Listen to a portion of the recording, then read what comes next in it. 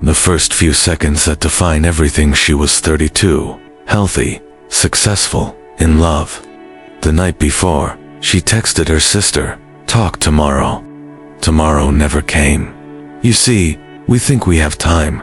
We live like the clock owes us something.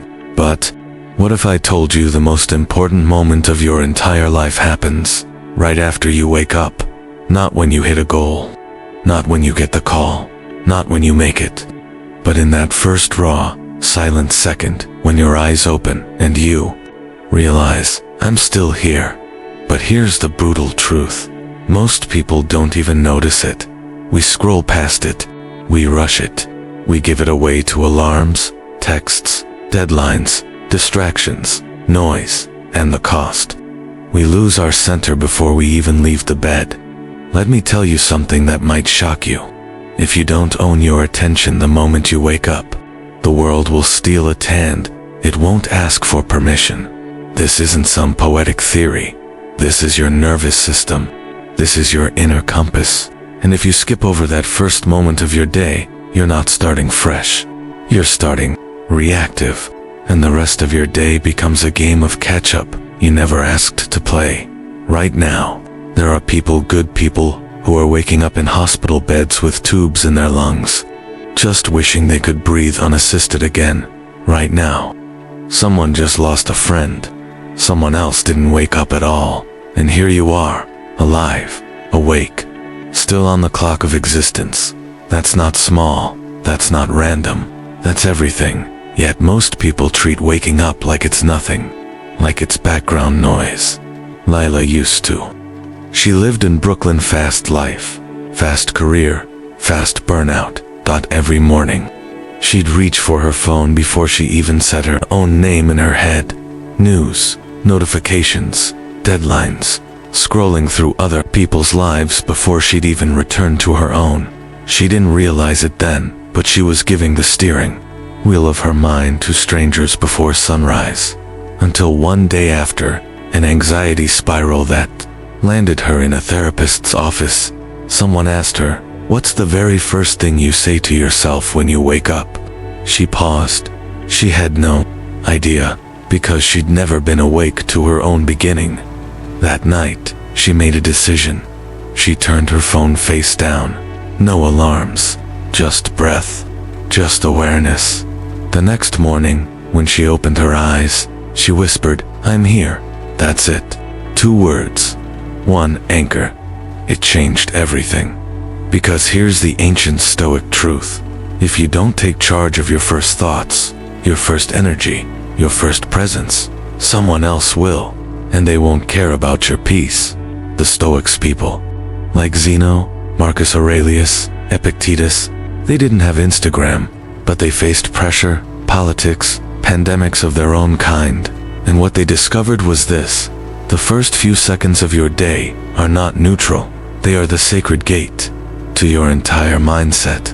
If you walk through that gate unconsciously, you surrender your power before the battle even begins.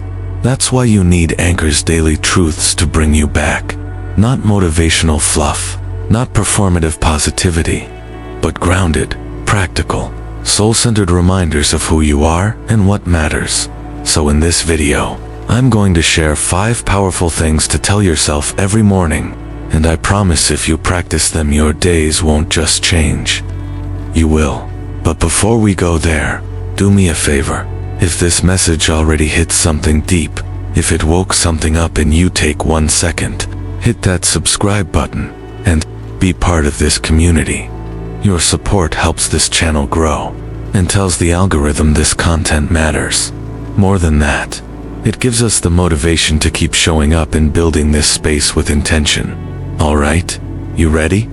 Let's start with the first daily truth. But first, here's a question to ground us. What's the first thing you usually do when you wake up? A. Grab your phone. B. Take a deep breath and stay present for a few seconds. Comment your answer below. Just A or B, and let's see how many of us are ready to shift the way we begin. Eva doesn't say much in the mornings anymore. Not because she's cold or quiet, but because silence has become her way of honoring something sacred.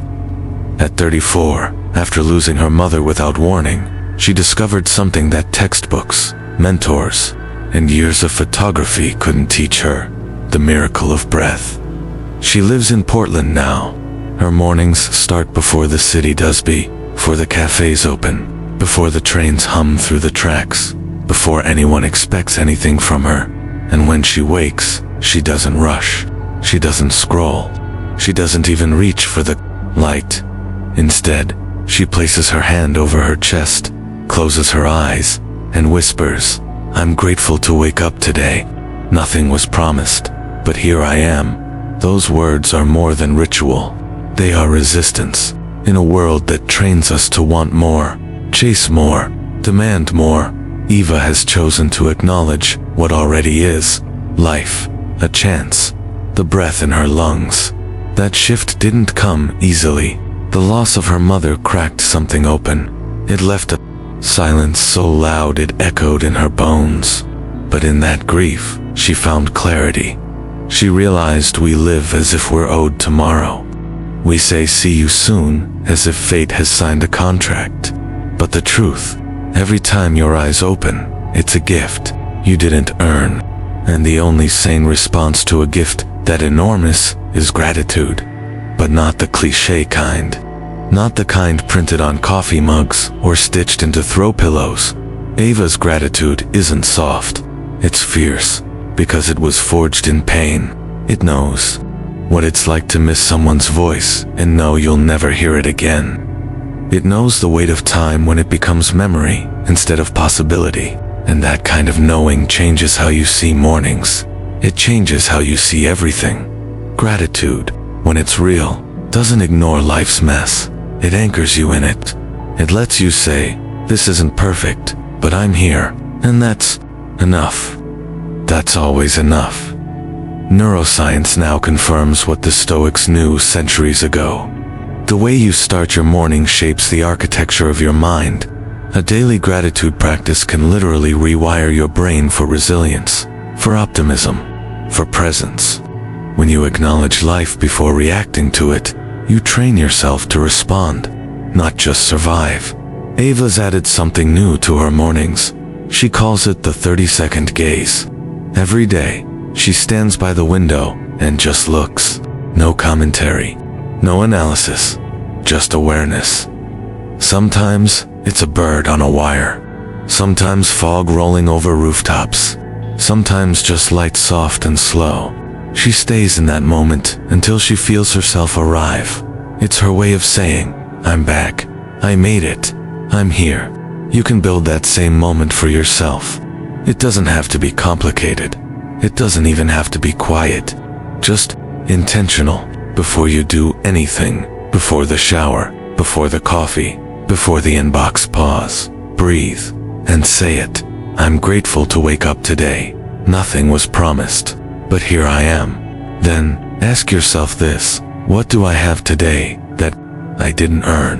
Maybe it's a heartbeat. Maybe it's someone who still believes in you. Maybe it's the fact that no matter how bad yesterday was, you still got this chance to try again. The Stoics believed we control very little in life. Not whether we live or die. Not whether people treat us fairly. Not even whether the day will go how we hope. But we do control this: our attention, our perspective, our posture toward the present moment. And gratitude is a posture. It's how you hold your soul when the world wants to rush you. It's the difference between reacting from lack and responding from fullness. Eva's not some guru. She's not perfect. She still gets overwhelmed. She still has bad days, but she doesn't let those moments define her mornings. Because she's learned the truth. Waking up is a miracle disguised as routine. And if you can recognize that once, you're already living differently than most. So tomorrow, when your eyes open, don't start with pressure. Don't start with planning. Start with presence. With one clean breath. With one honest sentence. "I'm grateful to be here." Say it until it feels real. Say it until it becomes a thread that ties you back to yourself.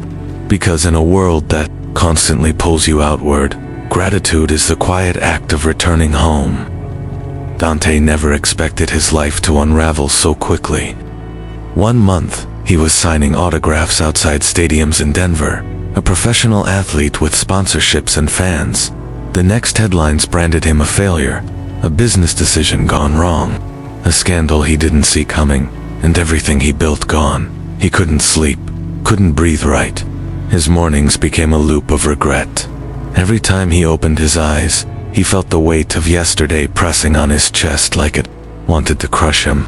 And for a while, he let it dot, until one cold November morning.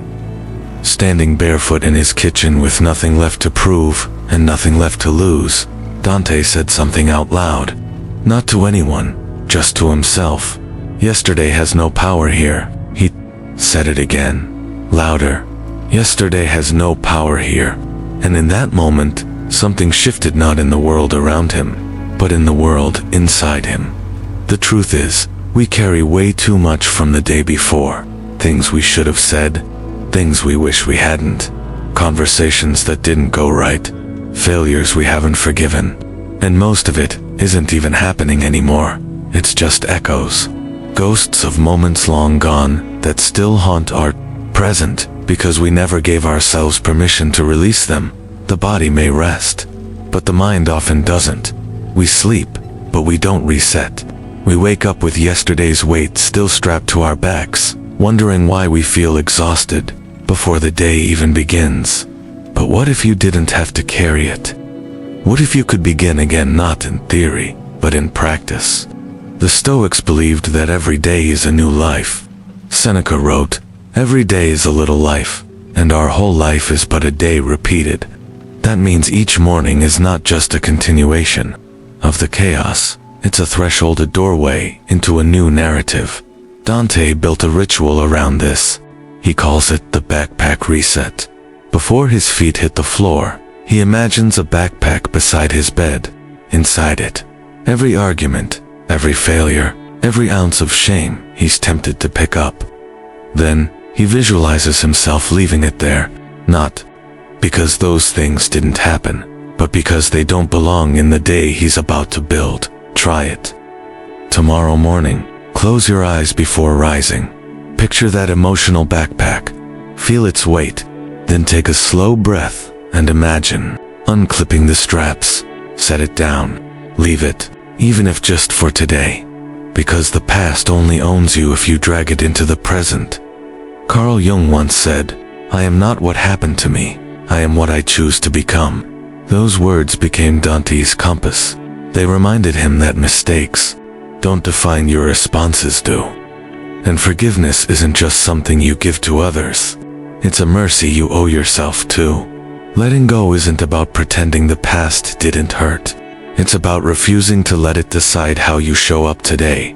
It's about drawing a line between what happened and what's possible. So if you've been waking up already behind, already defeated, already drowning in what you wish you could undo, pause, say it, mean it.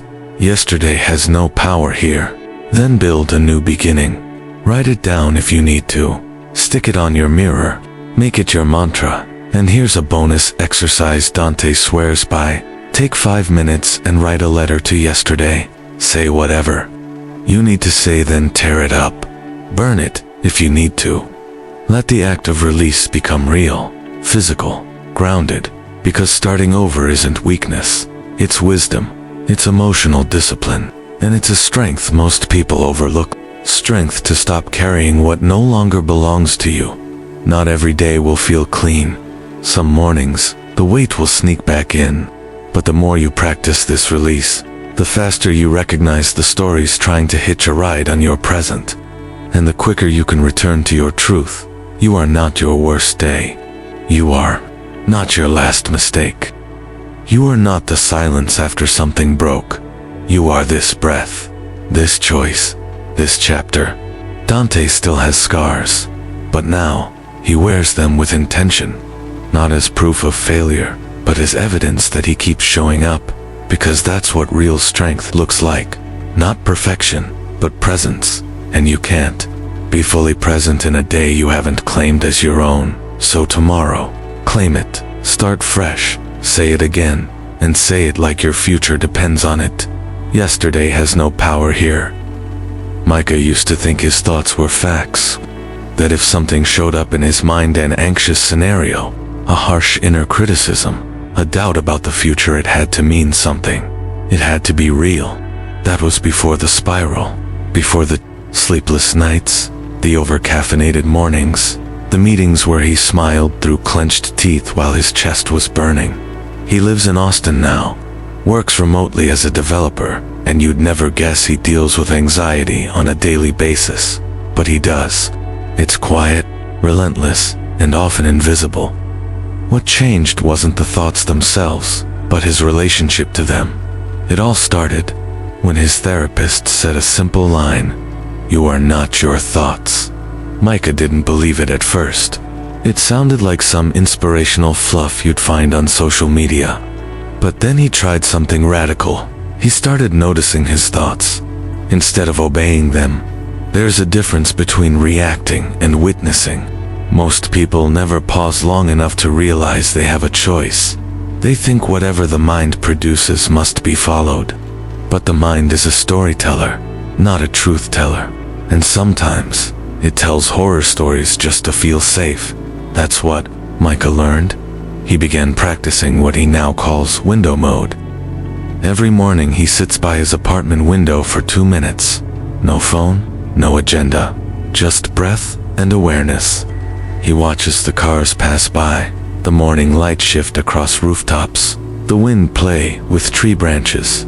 At the same time, he watches his mind do its thing, narrate, worry, replay, and he just lets it, like traffic. The first few times he tried this, it was maddening. His thoughts screamed for attention. You forgot to reply to that message. You're behind on that project. What if they think you're not good enough? But instead of arguing back, he just noticed, like someone watching clouds drift. He didn't follow. He didn't fight. He just breathed. And that's when it hit him. Not every thought deserves your energy. Not every worry is a prophecy. Not every internal voice is wise. The Stoics believed that clarity comes from stillness. Epictetus once said, "It's not things that disturb us, but our opinions about them." The modern translation: the chaos isn't out there, it's in here, but you don't have to buy into it. You can observe without absorbing. You can listen without believing. Micah started journaling 3 types of thoughts. Each morning, one thought that tends to create anxiety. One thought that he recognizes isn't true, but still believes sometimes. One truth he chooses to hold on to anyway. This small habit began to rewire something deeper, because when you bring awareness to the mental noise, you turn on the lights, and when the lights are on, fear loses its grip. It's not about stopping thoughts. That's impossible. It's about interrupting the automatic reaction. The moment your body starts panicking over a scenario your brain invented.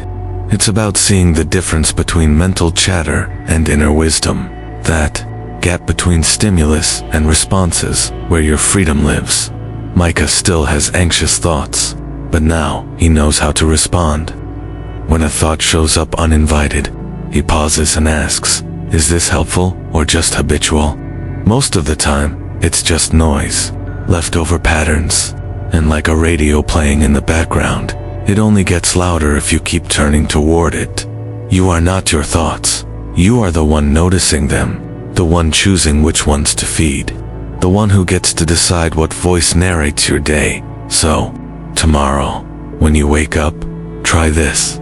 Before the phone, before the rush, sit for 1 minute, just one, and breathe. Let your mind do what it does. Don't judge it. Don't fix it.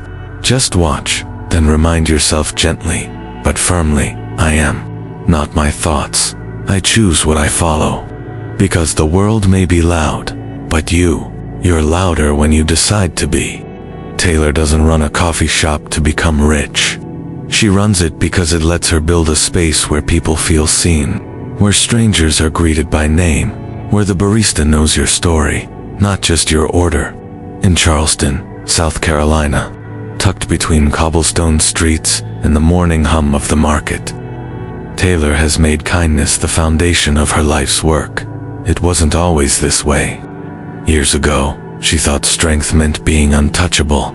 She was sharp, driven, and armored by control. But over time, the world taught her a different kind of lesson.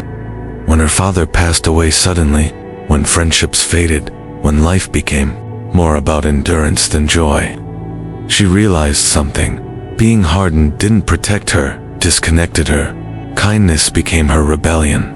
Not weakness, not performance, but a deliberate, grounded choice to meet the world with grace.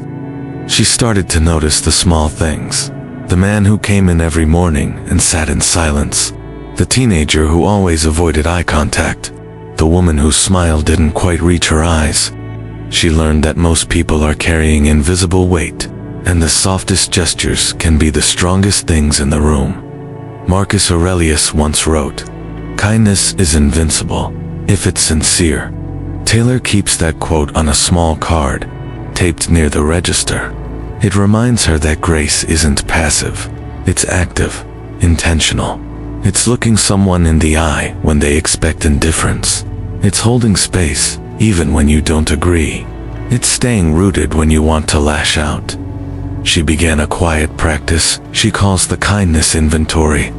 Each night before she locks the cafe, she writes down one kind thing she did for someone and one kind thing someone did for her. Some days, it's big. Other days, it's small. But it's always there. That tracking shifted something. It rewired her to notice generosity, not just stress.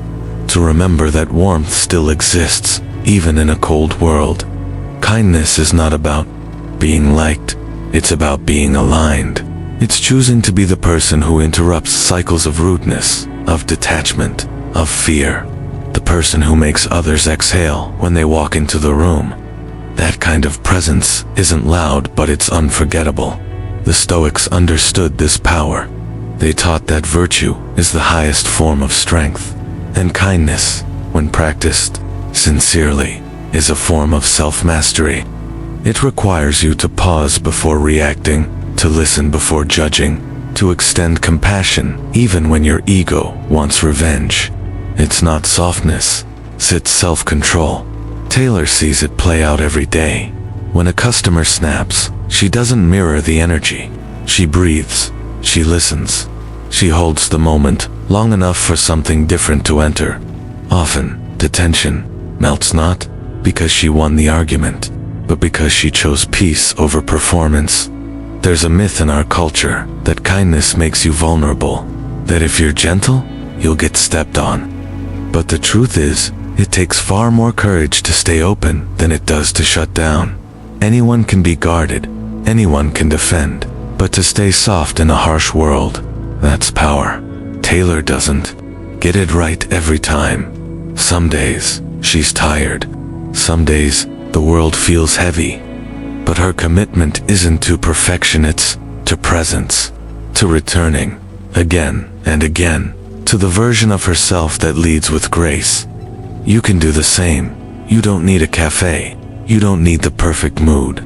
You just need the decision to be someone who lives in alignment with what they value, not just what they feel. Start small. Compliment someone you don't know. Offer your full attention in a conversation. Send a message that says, "I see you, I appreciate you," and then do it again tomorrow. Because kindness, when practiced consistently, becomes more than action. It becomes identity. It becomes legacy. And that legacy doesn't just change how others experience you, it changes how you experience yourself. So tomorrow morning, before the day rushes in, pause, breathe, and tell yourself, kindness is my daily legacy. Let it guide how you move, how you respond, how you show up, not because the world always deserves it, but because you do. Kindness isn't the opposite of strength. It's what strength looks like when it's done growing up. Samira used to move through life like it was a race she didn't remember signing up for, always chasing the next thing, the next project, the next answer. Even as a photographer living in Sedona, surrounded by nature, that seemed to whisper slow down. Her mind stayed fast until the night her brother was hit by a drunk driver. He survived, but barely. And in those quiet, sterile hours of the ICU, something inside her broke wide open. She didn't know how to pray, so she just sat, watching the rise and fall of his chest, counting each beep of the monitor, listening to the stillness. She realized in those hours what presence really meant: not being perfect, not being in control, but simply being there, fully, without escape. It changed her now. Every morning before she picks up her camera, before she checks her inbox or plans her day, Samira practices what she calls her arrival. It starts with placing her palm on the wall beside her bed. Not for any mystical reason, but because that wall has been there every single day she's lived. It anchors her, a small physical reminder: I am here, I am still living. Then she closes her eyes and says it softly, out loud, like a vow. This moment is all I have. And she means it, not as a slogan, not as a romantic ideal, but as a lived truth. Because she's seen how fast life shifts, how quickly one phone call can rewrite your story. How easily we sleepwalk through days will one day ache to get back. Most people don't live in the moment. They visit it, briefly, before rushing into memory or projection. They scroll past their lives while thinking about ones they wish they had, and then they wonder why peace feels so out of reach. Presence is not a luxury. It's a skill, a discipline, something you cultivate the same way you build muscle: through practice, through repetition, through showing up even when it's inconvenient. The Stoics called this ataraxia, serene calmness, unshaken by external chaos. They didn't seek it in monasteries or mountaintops. They found it in the marketplace, the battlefield, the family home. Because they understood what modern life tries to make us forget. The only place power truly lives is in now.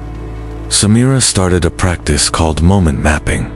Each morning, she writes down 3 things: what she sees, what she hears, what she physically feels. Sounds simple, but it changes everything because it draws her attention back into her body, into her breath, into reality. And reality, when you slow down enough to notice it, is breathtaking. There's a patch of sunlight on her floor that only appears at 7:42 a.m. There's a hawk that circles above the red cliffs every other morning. There's the scent of sage from her neighbor's porch that only carries when the wind is just right. These details don't make headlines, but they make life. We're trained to think the big moments matter most: the promotion, the wedding, the achievement. But the soul doesn't crave milestones.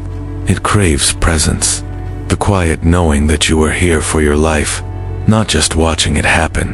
Samira still gets distracted. She still loses hours to screens, to spirals, to plans. But she knows how to come back. Not by force, not with guilt, but with breath. Just one deep inhale, one grounded truth. This moment is all I have. And that moment when truly enough. Aristotle spoke of eudaimonia, a flourishing life rooted in virtue, awareness, and purpose. He didn't tie it to success or speed. He tied it to attention. How you show up in this moment determines the shape of your life. So tomorrow morning, before the day starts pulling at you, try this. Sit still for 1 minute. Breathe. Notice. Speak. It, if you're brave enough. This moment is all I have. Let those words echo through your ribs. Let them clear space in your chest. Let them remind you that your life is not on pause. It's happening, right now. You don't need to do more. You don't need to be more. You just need to be here, where your feet are. Because presence is power. Not the loud kind. Not the kind that shouts to be seen. But the quiet, unwavering kind that steadies you in a storm and teaches you how to love your life while you're still living it. There's a quiet thread that runs through all 6 stories, a thread of choice, of return, of reclaiming. Lila, Eva, Dante, Micah Taylor, and Samira. aren't superheroes. They aren't sages sitting on mountaintops. They're everyday people who've been cracked open by life, by grief, by shame, by exhaustion. And yet, in their most fragile moments, they discovered something sacred, the power to begin again. Every single morning, Lila realized that attention is the first battleground, that if you don't own your first breath, the world will. She stopped, giving her mind away to algorithms before she even returned to herself. She learned that silence is not empty, it's foundational. Eva, through the pain of losing her mother, learned that gratitude is not some soft, passive emotion, a daily rebellion against numbness. It's how we remember that waking up, in itself, is a miracle. Dante, standing barefoot in a kitchen full of regret, chose to believe that the past does not get to define the future unless we drag it with us. He began releasing, not reliving, and in doing so, he began healing. Micah faced a storm of his own thoughts, and saw that just because a thought is loud doesn't mean it's true. He learned that the mind is not the enemy, it's a tool, one that requires training, one that can be tamed with presence, patience, and perspective. Taylor let go of the armor she thought she needed and chose kindness, not the performative kind, but the quiet, resilient kind that holds space for others without losing itself. She made compassion her practice, her posture, her superpower, and Samira, after nearly losing someone she loved, realized that the moment she was always chasing was the one she was already in. She stopped rushing. She started listening. She returned to where her feet warned. She never left.